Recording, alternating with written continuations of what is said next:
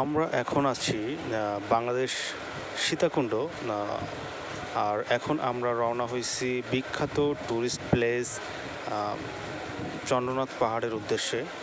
আমরা সকালে সকালে ঘুম থেকে উঠে হোটেল থেকে বের হয়ে একটা সিএনজি নিচ্ছি। সিএনজি নিয়ে এখন সীতাকুণ্ড চন্দ্রনাথ পাহাড়ের উদ্দেশ্যে রওনা হয়েছি। যাই হোক, আমাদের যেতে হয়তো বেশি সময় লাগবে না, কারণ আমাদের হোটেল থেকে চন্দ্রনাথ পাহাড় অনেক কাছে। এটা সীতাকুণ্ডের একটা স্কুল, দোকানপাট দেখতে পাচ্ছেন আপনারা। মরে না পড়তো, এটা একটা মন্দির টাইপের কিছু একটা হবে।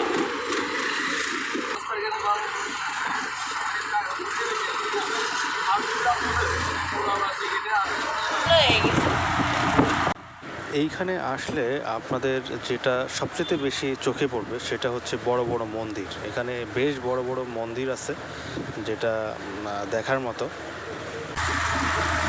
সীতাকুণ্ডে একটা জিনিস যেটা দেখলাম সেটা হলো গিয়া এখানকার মানে হিন্দু ধর্ম অবলম্বী লোকজন বেশি, এখানে মন্দির বেশি, এখানে তার মানে সোজা কথা মন্দির টাইপটাই বেশি। আমরা চলে আসছি নাকি না, সরি আমরা চলে আসিনি, আমি মনে করছিলাম আমি চলে আসছি।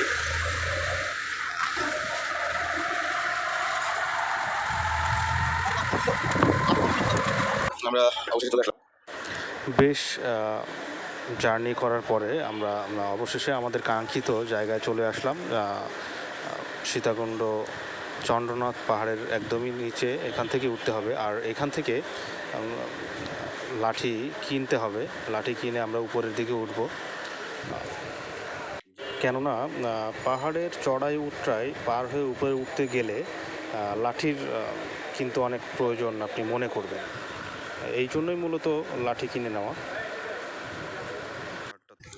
আমাদের আর সবাই চলে আসছে, বাঁধন ভাই বের হচ্ছে, সাবির ভাই এবং ভাবি। ভাড়া দেওয়া হয়ে গেছে।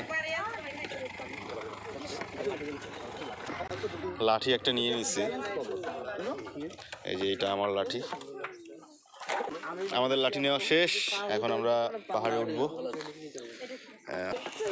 অবশেষে আমরা উঠা শুরু করলাম চন্দ্রনাথ পাহাড়ের উপর দিকে।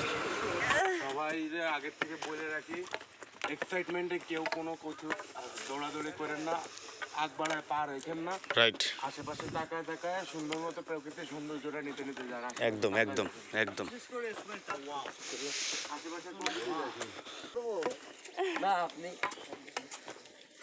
আমার মনে হয় সাদা চশমা পরাটাই বেটার, কারণ কালো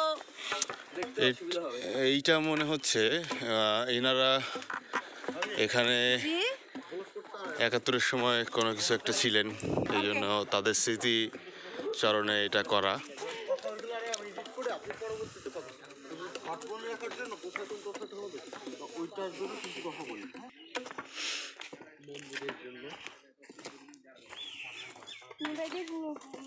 এটা হনুমান মন্দির মনে হচ্ছে।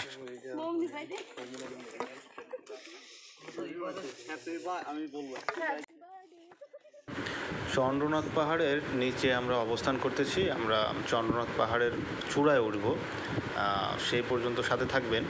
আমি সমস্ত কিছু দেখাবো এক এক করে। আমরা এই যে রাস্তাটা দেখা যাচ্ছে সেটা পাকা করা, নিচে পাকা করা। চন্দ্রনাথ পাহাড়ের উপরে উঠতে গেলে নিচে প্রাথমিক অবস্থায় পাকা করা হয়েছে, বাট এরপরে শুরু হবে সিঁড়ির ধাপ শেষ করে মাটিরও কিছু রাস্তা আছে যেগুলো বেশ দেখতে সুন্দর, আমি যতদূর জানি। যদিও আমি আগে পরে কখনো আসিনি, এটা আমার ফার্স্ট টাইম, কিন্তু আমি শুনছি।